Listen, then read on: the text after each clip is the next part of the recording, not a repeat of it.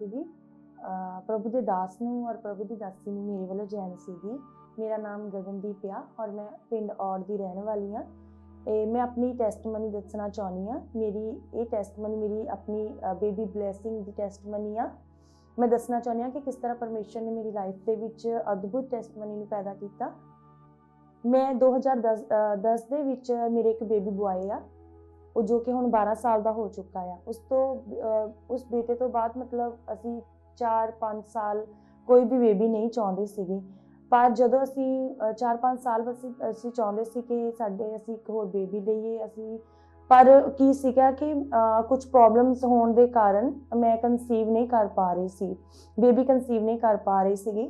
ਸੋ ਇੱਦਾਂ ਕਰਦੇ ਕਰਦੇ 4-5 ਸਾਲ ਹੋ ਗਏ ਤੇ ਮਤਲਬ ਕੋਈ ਵੀ ਅਸੀਂ ਮਤਲਬ ਬੇਬੀ ਨਹੀਂ ਹੋਇਆ। ਜਦੋਂ ਕੋਈ ਬੇਬੀ ਕਨਸੀਵ ਨਹੀਂ ਹੋ ਰਿਹਾ ਸੀ ਉਸ ਪੀਰੀਅਡ ਦੇ ਦੌਰਾਨ मतलब मैं किसी भी असी डॉक्टर को नहीं गए, ना ही कोई चैकअप करवाया, क्योंकि मैनू परमेश्वर ते फेथ सीगा कि परमेश्वर ने जो आशीष मेरे लिए रखी आ वो सही समय ते परमेश्वर मैनू जरूर देगा।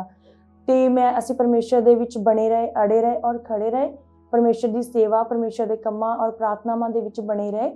2018 दे विच मैं बेबी कंसीव किया, पर दूजे और तीसरे मंथ मैनू मतलब ब्लीडिंग स्टार्ट हो गई सी और मेरा मिसकैरेज हो गया सीगा।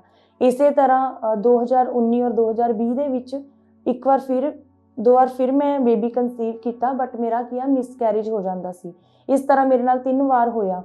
जदों भी मैं बेबी कंसीव करती सीगी तां मेरा किया मिसकैरेज हो जाता सीगा।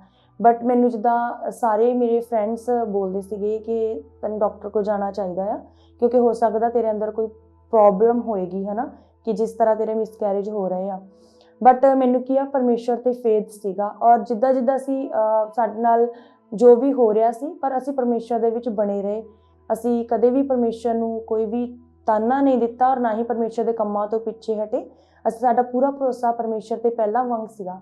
अक्तूबर 2020 दे विच मैनू किया मेरे पीरीयड स्टक हो गए, मेरे पीरीयड आने बंद हो गए।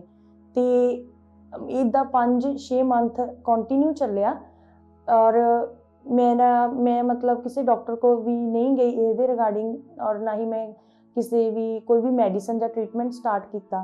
बट किया मैनू परमेश्वर ते पूरा फेथ सी और मैनू मेरे मन दे विच सी कि मेरे अंदर कोई प्रॉब्लम नहीं है। मैं यही अंगीकार करती सी, और जे कोई भी मेरे अंदर प्रॉब्लम है तो परमेश्वर ही उस प्रॉब्लम को दूर करेगा, है ना।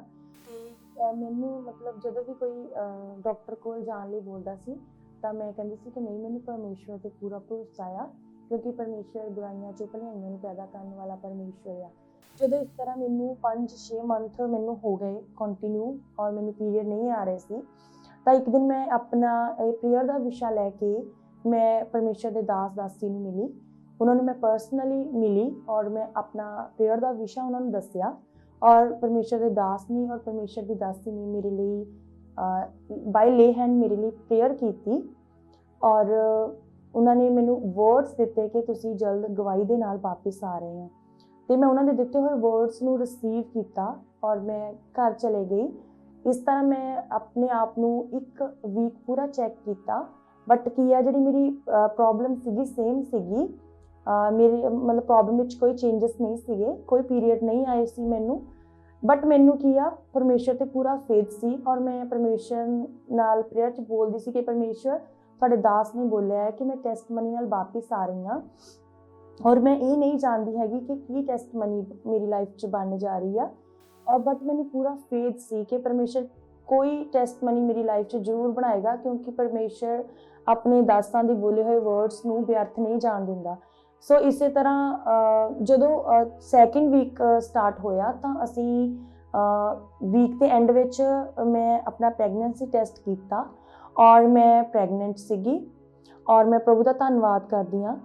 तो जदों फिर असी स्कैन भी करवाई जिहदे विच सानू पता लगा कि मैं 2 वीक्स प्रैगनेंट हाँ, और असी इस गुड न्यूज़ में लैके मैं परमेश्वर के दास नूं और परमेश्वर की दासी नूं फिर पर्सनली मिली, और उन्होंने मेरे लिए प्रेयर्स की और उन्होंने मैनूं वर्ड्स दिते और घोषणावां कीतियां कि हुण तक जो भी मेरी लाइफ के विच डेविल वालों जो भी परमेश्वर की आशीष खोई जा रही आ, वो परमेश्वर ने दास ने अपने वर्ड्स के द्वारा उन्होंने कैंसल किया। ਔਰ ਬੋਲਿਆ ਕਿ ਜੋ ਵੀ ਹੁਣ ਇਸ ਵਾਰ ਤੁਹਾਡੇ ਨਾਲ ਸਭ ਕੁਝ ਨਾਰਮਲ ਹੋਏਗਾ ਔਰ ਤੁਸੀਂ ਇੱਕ ਬੇਬੀ ਨੂੰ ਜਨਮ ਦਿਓਗੇ।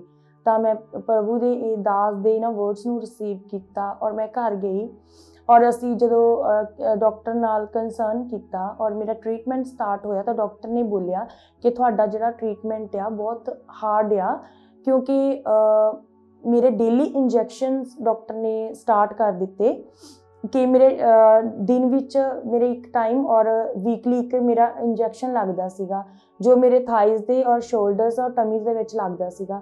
ਜਦੋਂ ਥੋੜ੍ਹਾ ਟਾਈਮ ਹੋ ਗਿਆ ਤਾਂ ਮੈਨੂੰ ਇਹਦੀ ਬਹੁਤ ਪ੍ਰੋਬਲਮ ਹੋਣ ਲੱਗੀ, ਬਹੁਤ ਪੇਨਫੁਲ ਸੀਗੇ ਔਰ ਮੇਰਾ ਜਿਹੜਾ ਟ੍ਰੀਟਮੈਂਟ ਸੀ ਉਹ ਵੀ ਬਹੁਤ ਕੋਸਟਲੀ ਸੀਗਾ।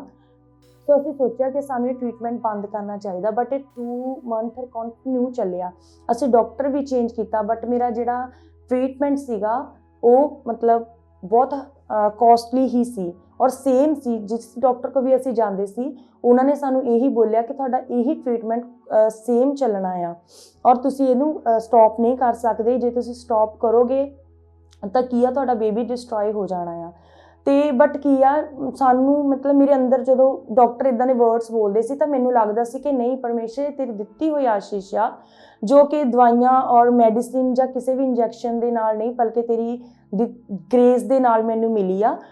ਡੇਲੀ ਪ੍ਰਾਰਥਨਾ ਦੇ ਵਿੱਚ ਮੈਂ ਬੋਲਦੀ ਸੀਗੀ ਕਿ ਪ੍ਰਭੂ ਇਸ ਟ੍ਰੀਟਮੈਂਟ ਨੂੰ ਸਾਡੀ ਲਾਈਫ 'ਚੋਂ ਦੂਰ ਕਰ, ਕਿਉਂਕਿ ਇਹ ਆਸ਼ੀਸ਼ ਤੇਰੇ ਵੱਲੋਂ ਆ, ਅਸੀਂ ਤੇਰੇ ਨਾਮ ਨੂੰ ਹੀ ਮਹਿਮਾ ਦੇਣਾ ਚਾਹੁੰਦੇ ਹਾਂ।